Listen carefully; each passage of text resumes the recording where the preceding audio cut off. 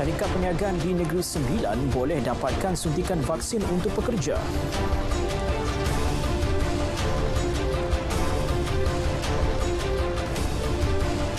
Sindiket rokok seludup tumpas.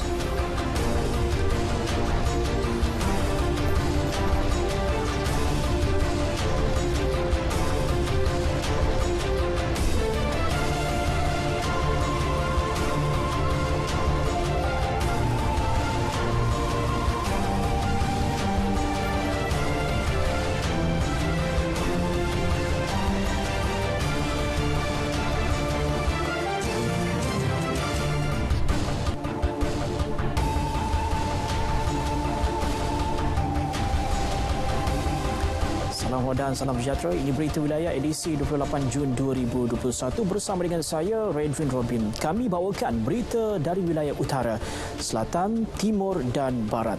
Lintas langsung hari ini kita akan ke Kompleks Islam Putrajaya selain Sabah dan juga Sarawak.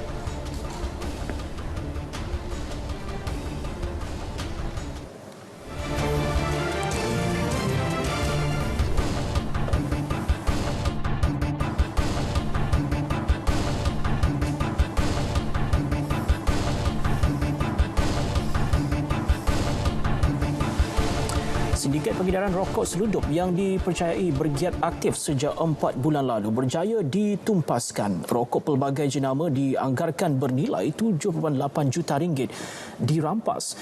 12 lelaki tempatan berusia antara 18 hingga 38 tahun turut diberkas. Ketua Polis Pulau Pinang, Datuk Sahabudin Abdul Manan berkata, kesemua tangkapan dan rampasan dibuat menerusi op kontraban membabitkan 3 buah rumah teres sekitar Alma dan Juru Bukit Bertajam. Hasil serbuan, pihaknya merampas kira-kira 4.7 juta batang rokok putih dan rokok kretek. Rokok-rokok tersebut dijumpai ataupun dirampas di 3 buah rumah teres yang mana rumah-rumah ini dihuni oleh suspek-suspek yang kita tangkap. Kita percaya suspek ini ataupun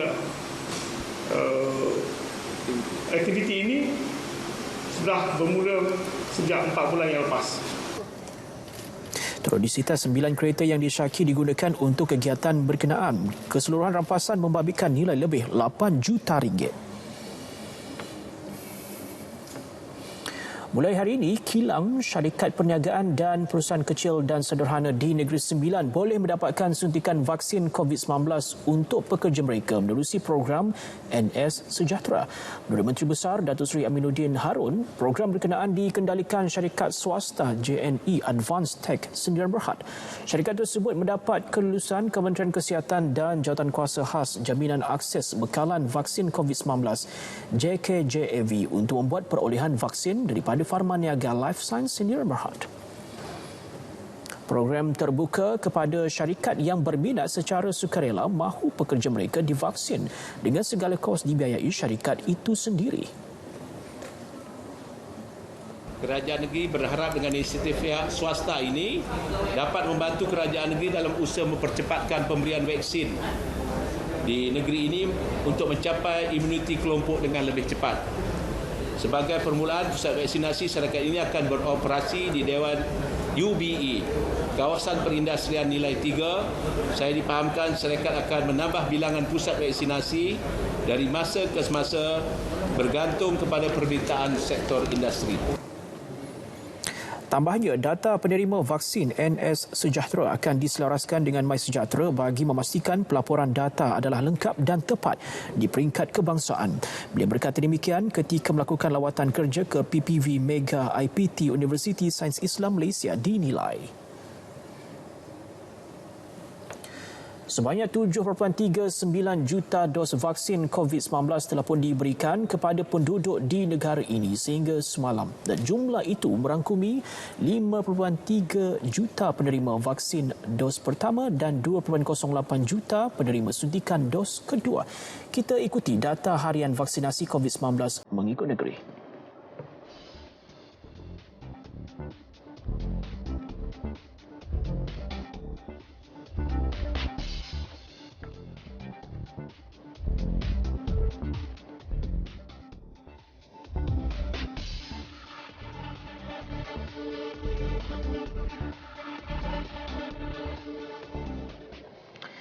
Selangor kekal merekodkan kes harian baharu COVID-19 tertinggi dengan 1,989 kes. Diikuti Negeri Sembilan 629 kes, Kuala Lumpur 469 kes dan Sarawak 409 kes. Berikut statistik jumlah kes harian COVID-19 mengikut negeri.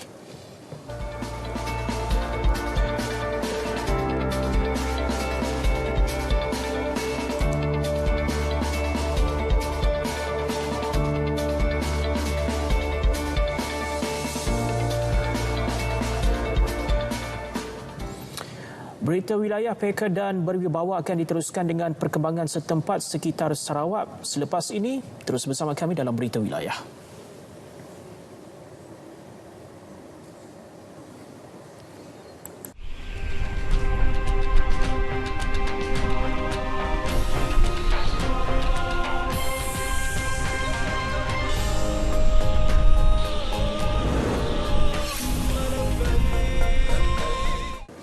Baik, seterusnya kita ke Bumi Kenyalang dan antara laporan menarik mengenai perkembangan terkini proses pemberian vaksin di sana bersama dengan Vanessa Mering. Tidak dinafikan, Angkatan Tentera Malaysia ATM telah pun memainkan peranan besar untuk membantu kerajaan mempercepatkan proses vaksinasi khususnya di kawasan pedalaman Sarawak itu sendiri. V, dikatakan penduduk di daerah lawas terutamanya di Bekelalan dan telah pun menerima vaksin. Boleh kongsikan perkembangannya terkini, V?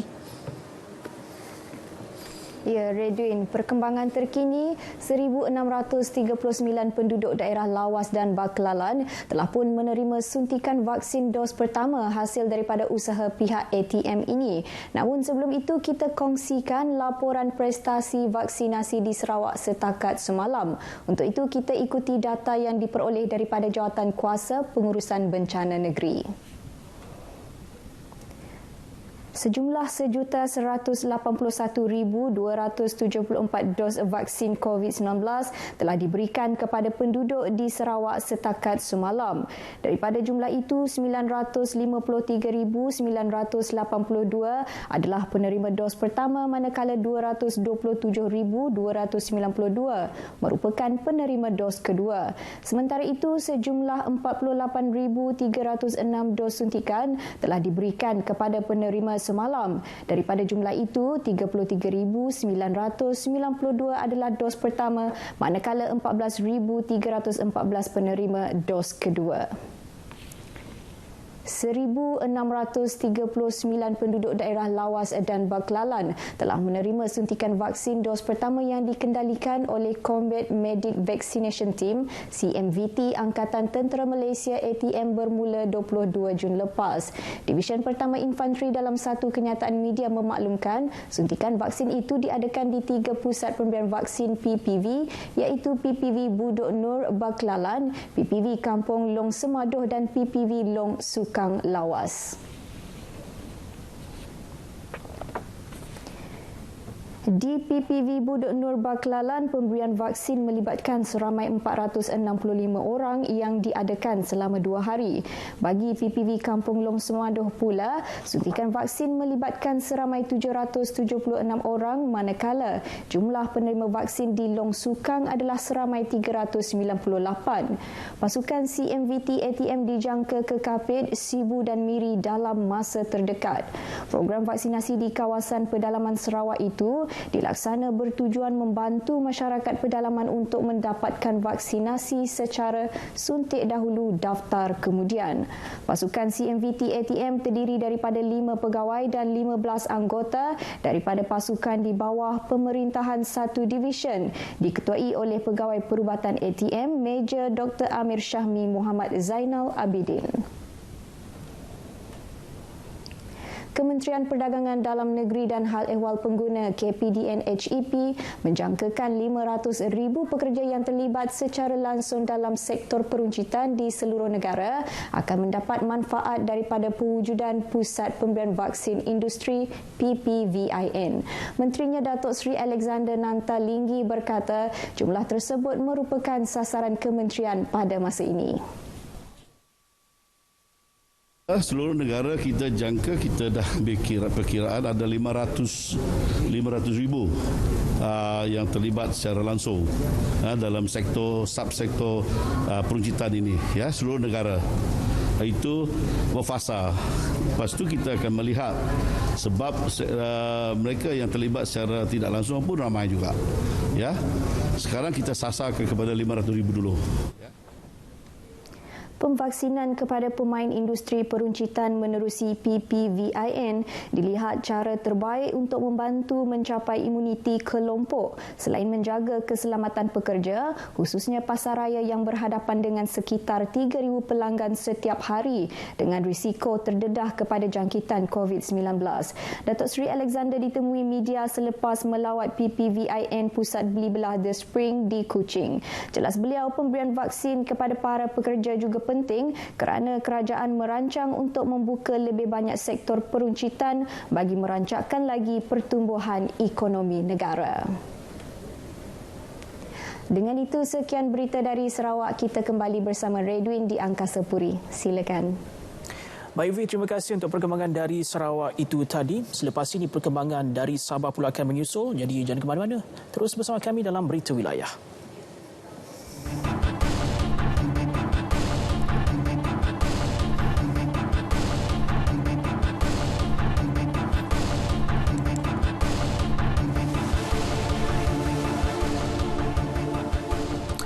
Sabah akan melaksanakan Pelan Pemulihan Negara Fasa 1 esok. Apakah pula perincian menerusi fasa berkenaan?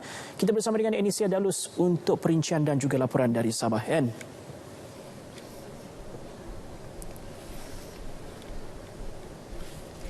Ya, Redwin, perinciannya, Kerajaan Negeri Sabah akan melaksanakan Pelan Pemulihan Negara Fasa 1 mulai esok dengan memaskini beberapa prosedur operasi standard SOP Perintah Kawalan Pergerakan PKP 3.0, antaranya membenarkan beberapa aktiviti sosial dan ekonomi.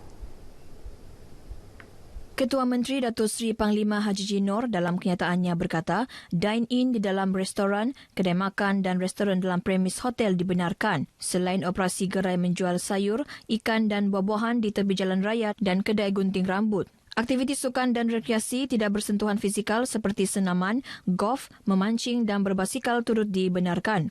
Manakala aktiviti pembuatan dan perkilangan diperluaskan kepada getah, simen, cat kayu dan perabot. Menurut Datuk Haji, perincian mengenai SOP Sabah akan dikeluarkan dalam masa terdekat. Pelanjutan tempoh Perintah Kawalan Pergerakan PKP 3.0 adalah demi kebaikan rakyat. Timbalan Ketua Menteri Datuk Seri Bung Mokhtar Radin berkata ia bagi mengelak daripada berhadapan gelombang penularan pandemik yang lebih buruk. Datuk Bung meminta rakyat agar tidak perlu bimbang kerana kerajaan akan mempertimbang membuka beberapa sektor bagi mengembalikan pertumbuhan ekonomi. Cuma mungkin di Sabah kita akan pertimbangkan untuk kita masih dalam PKP tapi banyak sektor-sektor mungkin kita fikir untuk dibuka dan kita berharap rakyat di Sabah ini patuh dengan SOP jadi peningkatan positif itu tidak banyak. Datuk Bung ditemui RTM ketika penyerahan sumbangan esan sawit Kinabalu Berhad di Bandar Letat, Sandakan. Sebanyak 1,000 bakul makanan disediakan untuk penduduk Dewan Undangan Negeri Dun Lamat dan Sokau yang terjejas sepanjang PKP. Sebelum ini 500 bakul makanan telah disalurkan kepada penduduk Dun Kuamut. Sawit Kinabalu telah menyediakan 11,000 bakul makanan di seluruh negeri sepanjang PKP ini. Sebanyak 42.5% daripada jumlah keseluruhan guru dan anggota kumpulan pelaksana AKP di Semporna telah mendapat sekurang-kurangnya suntikan dos pertama vaksin menerusi program imunisasi COVID-19 kebangsaan PIK. Pegawai Pendidikan Daerah Semporna Ibnu Jani berkata jumlah itu melibatkan kira-kira 50 buah sekolah di daerah berkenaan. Seramai 1,347 orang lagi telah mendaftar dan sedang menunggu giliran untuk vaksinasi.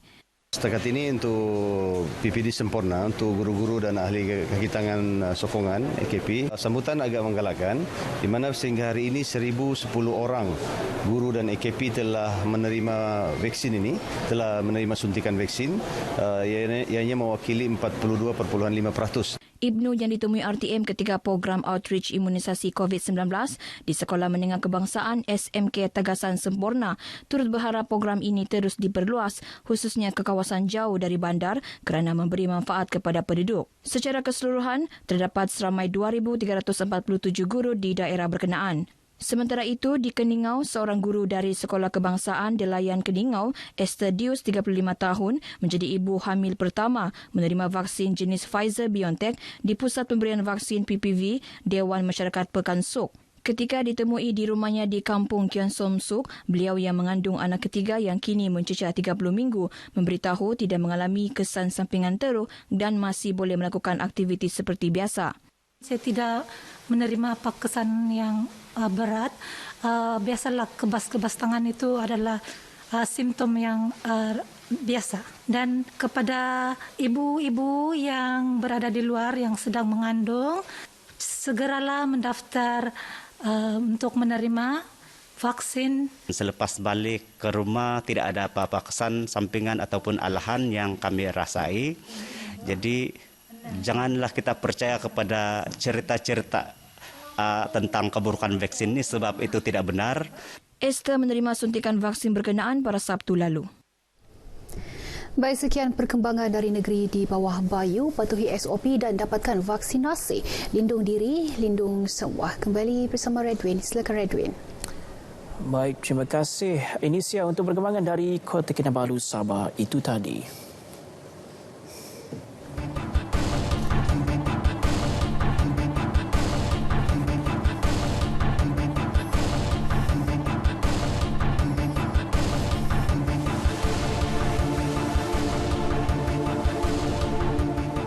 Isu kemiskinan haid di negara kita mungkin dilihat tabu oleh setengah pihak. Untuk itu, Jabatan Kemajuan Islam Malaysia JAKIM melalui agensi-agensi di bawahnya berusaha untuk mengekang permasalahan itu daripada menjadi semakin buruk. Kupasan lanjut kita ke Kompleks Islam Putrajaya. Kita bersama dengan Nur Farhana Muhammad Nur. Baik Farhana, antara usahalah yang dilakukan oleh pihak JAKIM dalam menangani isu ini. Farhana, bagaimana? Ya Redwin, JAKIM melalui agensi-agensi agama telah mengambil inisiatif menyediakan tuala wanita secara percuma kepada golongan miskin bandar di ibu negara. Untuk perinciannya bersama wartawan kami, Syafiqah Mat Saad yang kini sedang membuat tinjauan di Kedai Rakyat Ma'awi Putrajaya. Fika. Terima kasih Farhana. Buat masa ini, dua agensi yang diberi tanggungjawab untuk melaksanakan usaha tersebut ialah Majlis Agama Islam Wilayah Persekutuan Mawib dan juga Yayasan Dakwah Islamiah Malaysia Yadim. Di Kedai Rakyat Mawib ini, orang ramai boleh mendapatkan tuala wanita secara percuma di rak gerobok rezeki yang anda dapat lihat di belakang saya ini. Dan bagi memperincikan lagi inisiatif Kedai Rakyat Mawib ini dalam mengekang kemiskinan haid, bersama saya ialah Eksekutif Operasi Kedai Rakyat Mawib, Encik Faizal Muhammad Sabri. Terima kasih Encik Faizal kerana sudi bersama kami. Sama-sama. Jadi mungkin Encik Faizal boleh ceritakan sedikit peranan Mawib dalam menangani isu kemiskinan haid ini. Okey, di waktu pandemik ini, dengan masalah kehidupan, pekerjaan, hilang pendapatan, hilang punca pendapatan, menyebabkan pelbagai masalah yang akan timbul. Antaranya masalah kemiskinan haid ini, di mana mereka yang terjejas tidak mampu untuk membeli tuala wanita. Isu kemiskinan haid ini boleh mendatangkan kemudaratan kepada kaum wanita lah. Jadi mungkin bagaimana pula pihak Mawib memastikan agar platform yang disediakan ini benar-benar sampai kepada mereka yang memerlukan? Okey, kami menggunakan konsep gerobok rezeki Kedai Mawib ini, mengambil inisiatif di mana idea Datuk Yang Amat Berhormat Menteri Dr. Zulkifli meluaskan konsep skop gerobok rezeki. Dulunya, gerobok rezeki ini hanya menumpukan kepada keperluan asas seperti gula, tepung, beras, minyak, keperluan baby seperti pampers baby, susu bayi. Kini diperluaskan lagi dengan menyediakan tuala wanita di gerobok rezeki Kedai Mawib lah. Baik, terima kasih Encik Faizal di atas perincian tersebut. Semoga usaha ini akan memberikan sedikit kelegaan kepada mereka yang benar-benar memerlukan. Dan bagi anda yang terkesan akibat pandemik, agensi-agensi agama menyediakan pelbagai cara untuk membantu anda. Mungkin ada yang malu untuk tampil bercerita tentang keperluan intim wanita. Tapi anda jangan risau, agensi-agensi ini sedang dalam usaha untuk menangani isu kemiskinan haid. Dan kepada mereka yang memerlukan, datang sahaja ke rak gerobok rezeki ini. InsyaAllah segala yang tersedia boleh diambil secara percuma. Untuk itu saya Syafiqah Mas'ad kembali kepada Farhana di Kompleks Islam Putrajaya. Silakan Farhana. Penarafan gender ketiga jelas bercanggah prinsip agama dan fitrah. Pensyarah Fakulti Perubatan Sains Kesihatan Universiti Sains Islam Malaysia USIM, Profesor Madya Dr. Rafidah Hani Mokhtar memberitahu institusi kekeluargaan antara paling terkesan sekiranya hal sebegini dibiarkan. Ideologi transgenderism yang merupakan sebahagian daripada pergerakan LGBTQ adalah suatu ideologi yang sangat mengancam institusi kekeluargaan. Ya. Pertamanya sudah tentu daripada sudut kita sebagai umat Islam, sudah ada diterangkan tentang peranan lelaki, peranan wanita dalam sebuah keluarga, begitu juga peranan suami dan isteri.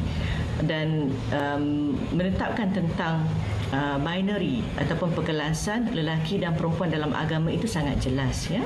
Sementara itu, penolong pengarah kanan bahagian keluarga, sosial dan komuniti JAKIM, Dr. Muhammad Izwan Mat Yusof berkata, pihaknya sentiasa memberi perhatian terhadap usaha pemulihan golongan transgender secara berterusan melalui kerjasama Majlis Agama Negeri-Negeri bagi impak lebih bersasar. Adalah kita melaksanakan program dakwah dan bimbingan yang dipanggil sebagai mukhayyam, sama ada 3 hari 2 malam ataupun 2 hari semalam, dengan mengisi slot-slot seperti bimbingan fardu ain, kesedaran diri sebagai hamba Allah Subhanahu Wa Taala, perkongsian daripada pakar kesihatan tentang tingkah laku bersiko kalau melakukan hubungan seksual sama jenis, dan juga kita ada slot motivasi kerjaya, misalnya daripada pusat zakat ataupun Majlis Agama Islam Negeri. Di antara satu perkara yang harus kita mengambil tanggungjawab bersama untuk menangani isu LGBT ini secara holistik dan secara bersepadu. Bahan itu tadi mengakhiri lintas langsung dari Kompleks Islam Putrajaya. Bagi anda yang ingin menginfakkan barangan keperluan makanan dan sebagainya di rak gerobok rezeki, keprihatinan anda sangat dialu-alukan. Kembali ke Angkasa Puri. Baik, terima kasih Farhana untuk perkembangan dari JAKIM Putrajaya itu. Lagi laporan selepas ini dalam Berita Wilayah.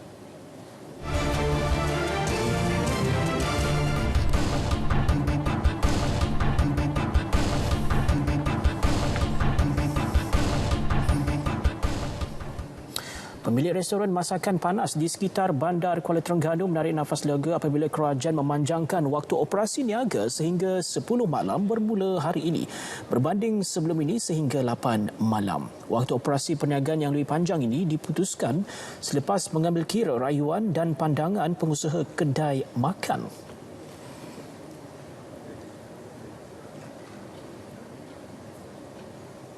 Kami sebagai peniaga restoran ini berbesar hatilah dan berterima kasih kerana dapat berniaga dah dilanjutkan masa sampai ke 10 malam.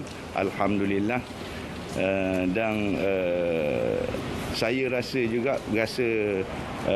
kes di Terengganu pun dah berkurangan. Seboleh-bolehnya di Terengganu boleh kerajaan dapat menilai dan boleh membuat satu keputusan kepada peniaga-peniaga seperti kami. Alhamdulillah boleh lanjut sampai pukul 10. Sebelum ni sampai pukul 8 dah. Kita biasa masakan panas kan, orang start mari dalam pukul 5 hingga pukul 10 gitu. Kalau kira ni sampai pukul 8 Jadi masa itu suntuk sangat bagi untuk peniaga untuk macam saya ni rasakan panas ni. Ni sekarang sampai pukul 10 ni alhamdulillah customer kalau kira kurang sikit, kalau paruh tak ada, kalau kira kalau kita start pukul 1 orang tu makan dah nasi tengah hari apa semua, jadi kurang kalau ni petang ni sampai pukul 10 ni mungkin takut meningkat sikit lah. Sebab biasa saya berniaga pukul 4 lah. Tapi sebelum ni tutup pukul 8 malam, saya biasa berniaga pukul 12 lah, terpaksa buka awal. Tapi alhamdulillah dah kerajaan dah bagi dah sampai pukul 10 malam, insyaAllah kalau dah katakan rezeki insyaAllah ada lah.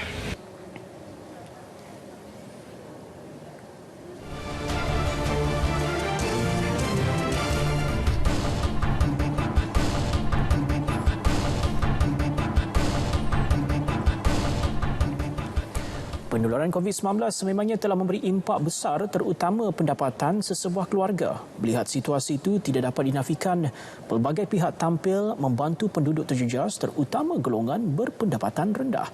Di Taman Medan Jaya, Kota Tinggi, seramai 200 keluarga menerima bantuan daripada NGO. Tak ada dapat lah kerja hari ni. Tak kerja tak ada guang lah. Ya, Toki tak panggil lah. Tak ada kerja tak ada gaji lah. Memang macam lah sekarang kerja bangunannya memang macam. Gaji hari Gaji hari lah. Tapi susah sikit lah. Ada loan apa semua tak boleh bayar lah. Isu lockdown ni susah lah. Ramai orang muda ni tak bekerja kan. Jadi termasuklah anak bujang saya. Kerja disuruh cuti.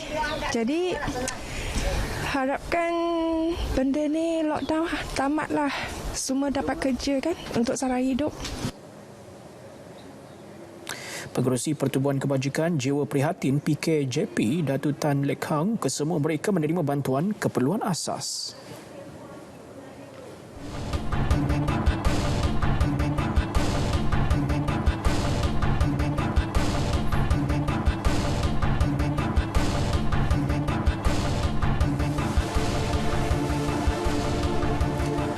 Walaupun peringatan mengenai SOP sering kali diwar-warkan, namun masih terdapat segelintir pihak yang melanggar peraturan. Di Parit Buntar, Perak misalnya, sebuah kilang memproses alatan perubatan di kompaun RM10,000 kerana kehadiran pekerja melebihi 60%. Ketua Polis Daerah Krian, Superintenden Mazuki Mat berkata, pihaknya turut mengeluarkan kompaun kepada majikan kilang berkenaan kerana gagal memastikan pekerja mengimbas kod MySejahtera. Yang telah dikompaun dan 1,500 jumlah kompaun dia seorang.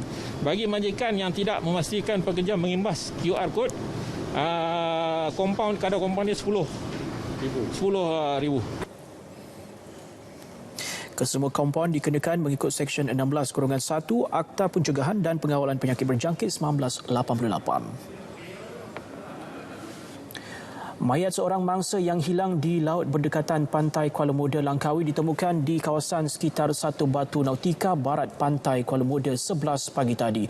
Dengan penemuan berkenaan, operasi mencari dan menyelamat ditamatkan 12 tengah hari. Pengarah Maritim Negeri Kedah dan Perlis, Laksmana Pertama Maritim Muhammad Zawawi Abdullah berkata, sejurus menerima maklumat, op cari lamat diaktifkan dan bot petir 81 digerak ke lokasi. Jelasnya, tinjauan pasukan cari lamat semalam tidak menemui sebarang petunjuk berikutan cuaca gelap serta kawasan air cetek. Mayat mangsa ditemui berada dalam keadaan lengkap berpakaian. Mangsa Chamlong Otandi, 54 tahun, warga Thailand yang bekerja sebagai tukang kebun di Hotel Century di pantai berkenaan, dipercayai hilang 7.30 malam semalam.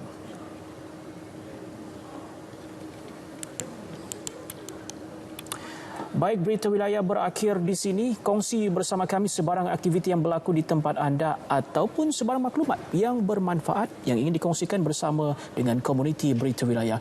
Kekal patuh dengan SOP, elak jangkitan COVID-19. Saya Red Robin, berita wilayah PK dan berwibawa. Salam hormat.